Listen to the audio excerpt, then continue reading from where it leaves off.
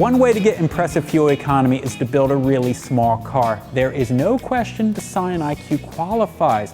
Like the Smart ForTwo, the IQ excels in an urban setting. It seems like this tiny car can be parked almost anywhere, helped by an amazingly small 28-foot turning circle. Even though the IQ looks sort of like a Smart, it's actually a very different design. Unlike the Smart, the Scion's engine is in the front, and they squeezed in a very small rear seat. That tiny 1.3-liter four-cylinder puts out all of 94 horsepower. Power is channeled through a continuously variable transmission, or CVT. It shifts in steps, making it feel more like a conventional automatic. It works pretty hard to wring as much power as possible out of this tiny little engine. As you might expect, acceleration off the line is pretty slow. You really need to keep your foot in the throttle too to keep up with traffic. Fuel economy is excellent at 34 miles per gallon overall. However, you'd kind of expect more out of such a small car. Also, there are more civilized alternatives that approach this number. Plus, a tiny 8.5-gallon fuel tank means your cruising range is pretty short. Maybe that short cruising range is for the best because you really don't want to take a long trip in the IQ. The car is very noisy. There's very little sound deadening, a whole lot of road and wind noise, and there's always engine noise from that CVT transmission keeping the revs high. The ride is also very busy and choppy. It feels like you're riding on a buckboard. It's even nervous on the highway.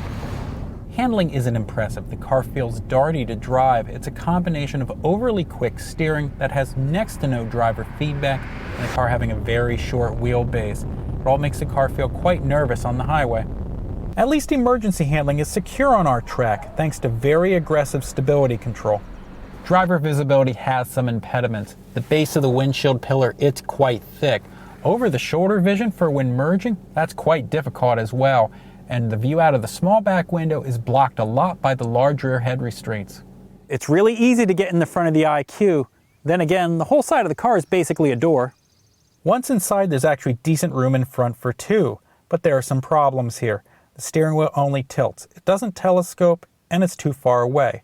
Plus, the pedals and the left footrest, they're too close to you. Controls could be better. The tachometer is tiny. It looks like a toy.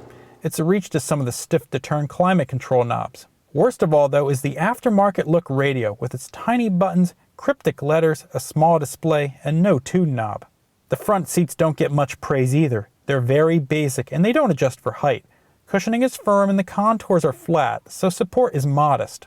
It might seem like a miracle of packaging that Scion squeezed in a rear seat, but they're not doing anybody any favors here. There's basically no legroom, and the seat consumes the trunk space. Carrying luggage only really becomes possible if you fold the rear seat down. Maybe the biggest hurdle to this small car is its price tag. At over $16,000, you can buy a much more likable and much more practical subcompact that still gets impressive fuel economy.